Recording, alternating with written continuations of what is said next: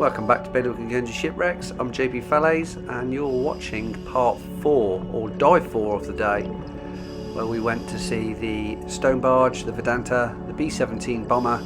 We went and done a dive for scallops up at the Platte, and now we're going to do a dive for scallops again with a little bit of sea life down near the harbour. In this one we see something really rare which I've probably only seen a couple of times over many years.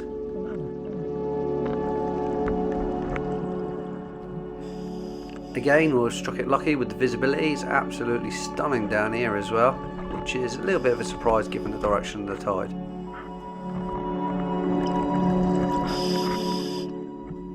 So this location is called the slag heaps, after the little bits of slag that you find on the seabed.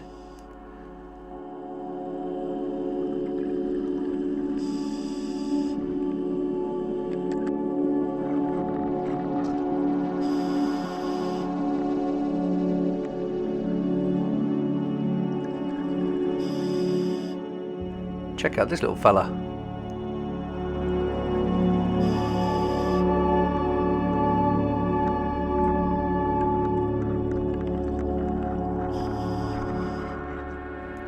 It's quite easy to get carried away when you see little things like this, because you forget you're meant to be scalloping. You just start messing around with little fishes. It's weird, you can see there is actually blue on these fins as well, a bit like a top gurnard. This one then puts up some sort of brown fins at the same time. See if we can see that again. See, he's got brown fins on the side. Using these little fingers there under his chin to walk along the seabed. I think this is a street gurnard because their head's a lot more stubbier than the grey gurnards or the top gurnards or the red gurnards. We'll leave him be and carry on, see what else we can find.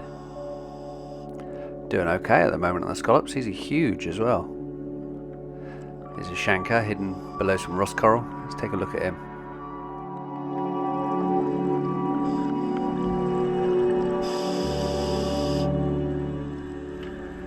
He's made himself a little burrow. This is quite normal.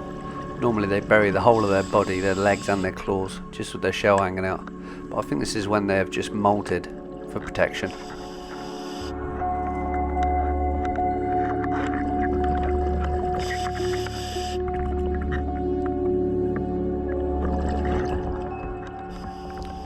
Along with the scallops down here, sometimes you find some old bottles. I mean, the majority of them are 100 years old, but sometimes you find some that are slightly older, slightly nicer, slightly more desirable because they've been free blown.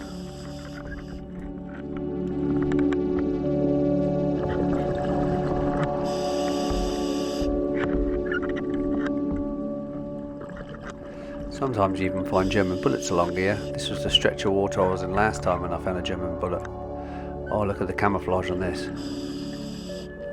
It's amazing, these things. I'm going to try a little trick that someone told me. Yep, it's worked. Basically, he's mimicking the collar of my glove. So I didn't really have my camera facing down enough then, but what I've done is I put the palm of my hand up to the cuttle fish and it almost instantly mimicked the collar of my glove. Don't know if that was a one-off, but I might have to try that again one day, see if it works again.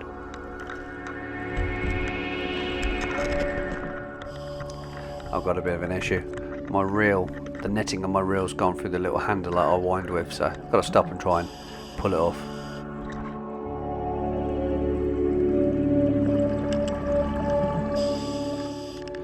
There is still a few spider crabs around, like this female, but not as many as there were well, maybe a month ago. I haven't seen any molters yet.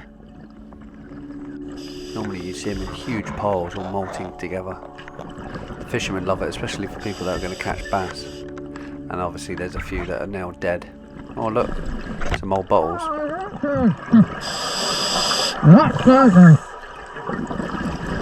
So you know I said at the start of the dive we were going to see something that's very rare? Well, this is very rare.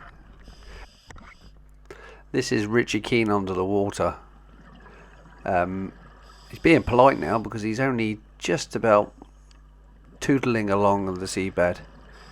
Believe me, if he wanted to, he would be gone. He would leave me in his wake. So he's probably about half speed now, just picking up scallops. So he knows I'm filming him, so he's actually being polite and, you know, just keeping nice and slow.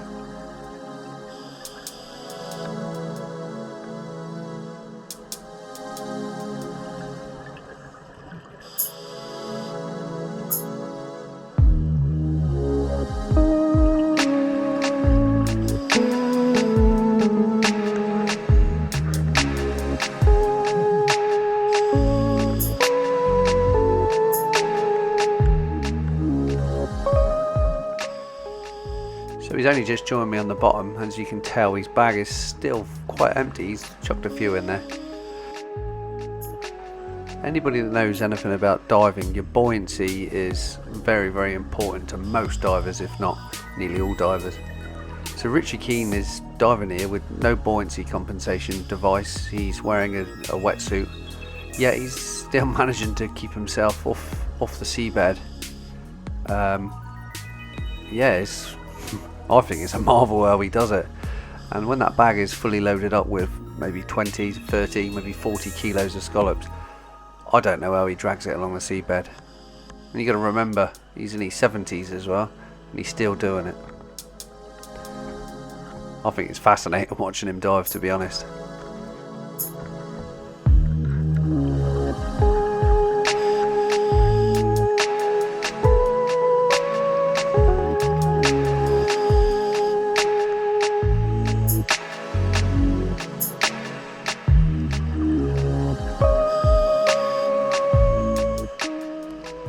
Check out that bag, it's quickly filling up.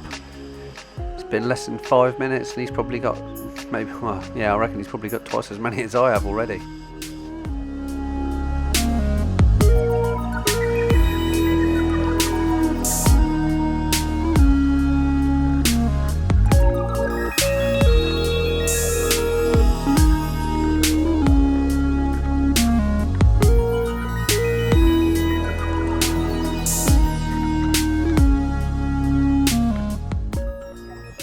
Like I say, it's very rare footage this, so I'm going to sort of give up scalloping at the moment. I'm just going to go and film Richard for a bit.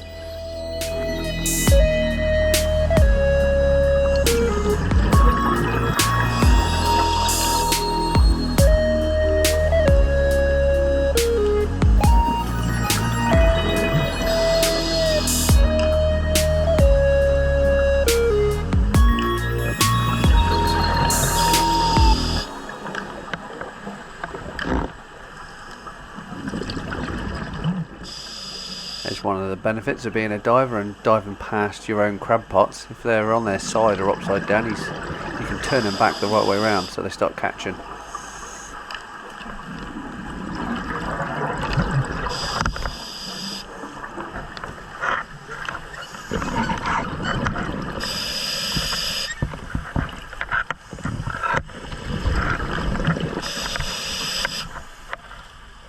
It's an old stoneware bottle of some sort. I want a scallop. I'm not going to leave the scallops if I see them, but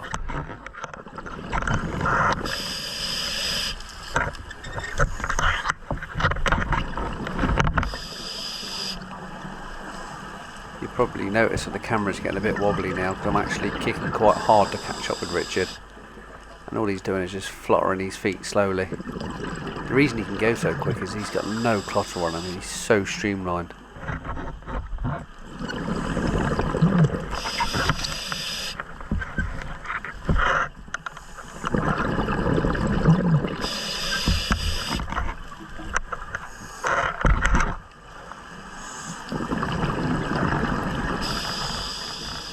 Another check of his bag. That's filling up. I mean, he's not going over a very good patch at the moment, out on the sand here, but I'm sure he'll be coming up with his normal 10 dozen.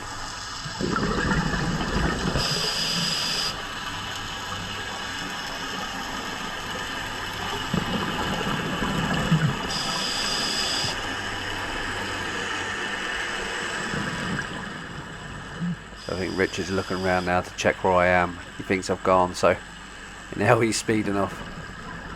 There's no way I'm going to be able to catch up with him for much longer. I'm starting to get out of breath. And I don't want to overbreathe my regulator. Looks like he's back on the scallops again because he's piling them into the bag.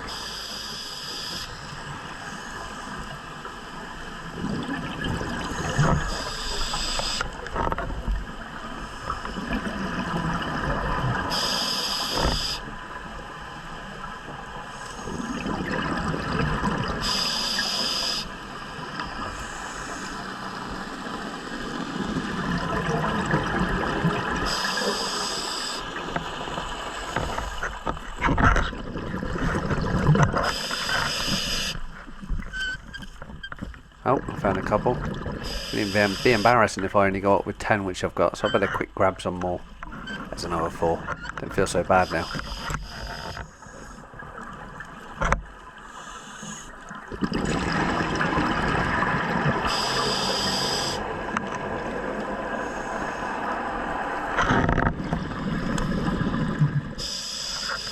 I'm starting to get low on air and bottom time as well. This is my 4th dive of the day. We've done a 23 metre, a 20 metre, 35 metre and now a 27 metre. So I don't want to push it too hard. 1 more scallop. Oh, maybe 2 more scallops. And a look in this crab pot. And then we're going to call it a day. Head back to the surface. See, this is the scary bit, which you shouldn't push it. You'd say you're going to go back to the surface, you got a okay bag, and you just keep picking them up. And Richard's doing better now. That bag's starting to fill up big time. Let's see if we can get another quick look at it. Yeah, he's got a few dozen in there. Maybe 4 dozen, 5 dozen maybe. It's hard to tell. But I think we're going to have to start heading back to the surface.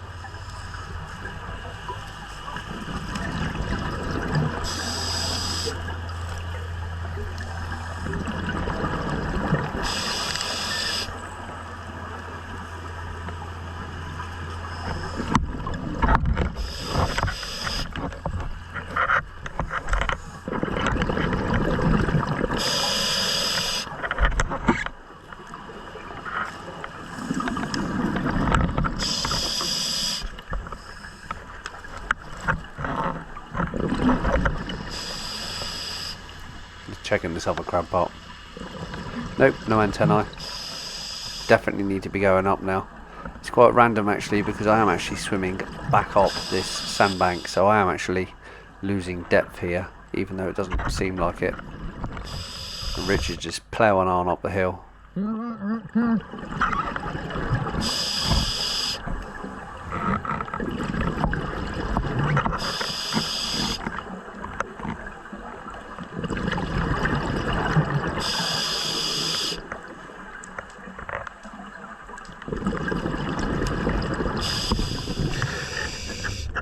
I'd say that's about normal for me. There's a 25 maybe, possibly a 30. I say normal for me, that's normal when I'm filming. Especially when half a dive I was watching what Richard was doing rather than looking on the floor. Sorry, I didn't mean to do that. Don't you dare bite my fingers. You'll be getting one of these. Only because you're a baby you're having one. It's flanked. Go that way, he's going to go over and look. That's some very, very rare footage there. We've seen Richard on the seabed. I'll tell you what, I was struggling to catch up with him. I was trying to kick and he was just sliding through the water like a fish. It's because he's got no gear on, he's got no wetsuit on, he's just got he's got a wetsuit on, he's got no dry suit on. So he's literally streamlined. But it's very rare footage, you won't see much of that. Mole and Matt are back in. Me and Paul stayed on the boat. And was waiting for Richard to come up. There's another dive boat coming up here. He's found his gear! Yeah! Well done! I can't believe that. That was the diver that lost his dive gear and he's found it again. Fair play. I thought that was gone forever.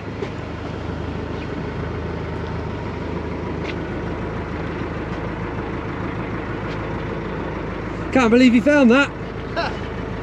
Didn't look too bad either. A little bit of weed growing on it, but might be salvageable if you put it in the ultra dip, the old cleaner. We've got Richard going to come up next. Oh, I'm happy for them. They found the gear.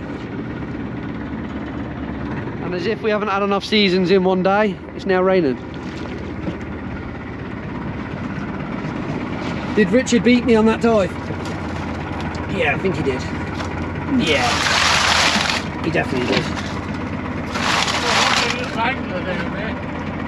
Have you seen an anglerfish? Yeah. I've seen a little tiny top gurnard.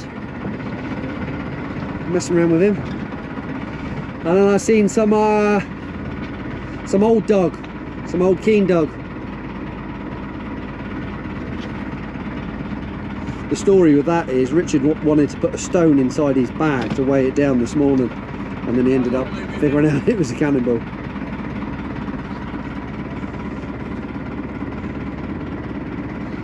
A few crates today. It's a big one. Some more there. So what's there? Another 3 crates behind the wheel earth, Richard. Yeah, and some crotch scallops. extra 2. Those are the special ones. Yeah, looks like Matt's on his way up. Reckon that's a 10 dozen for sure. It better be.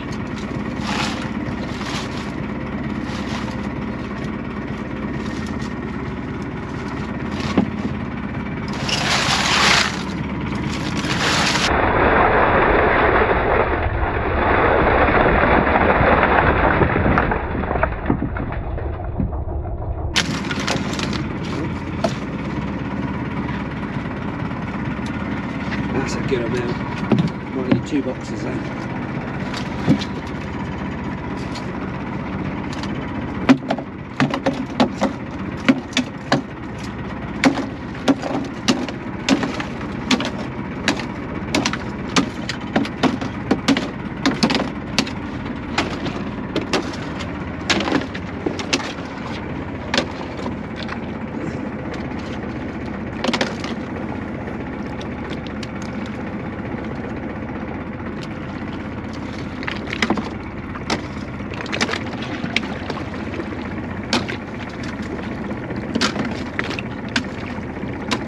Hello. 10 dozen to beat.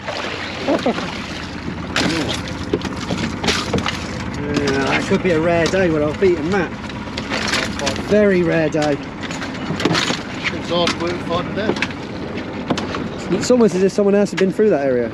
A lot of times.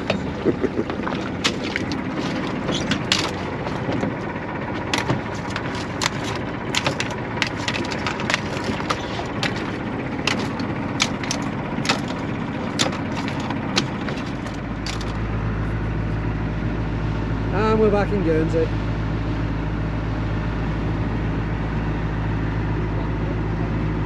Naughty cavorty.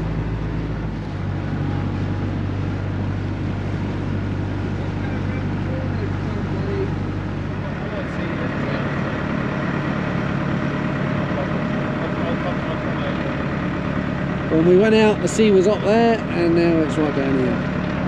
And it's dropping lower as well.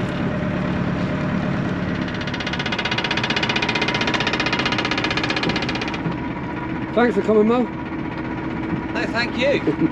No, thank Thanks you. for watching.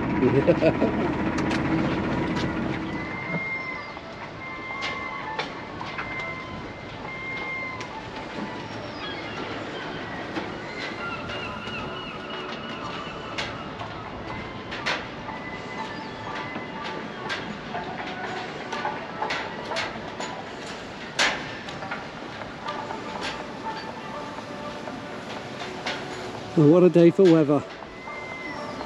1 minute it's sunny, next minute it's raining, next minute it's foggy, or misty I should say, and now it's cheered up again. That music you can hear in the background is the opening for the Island Games.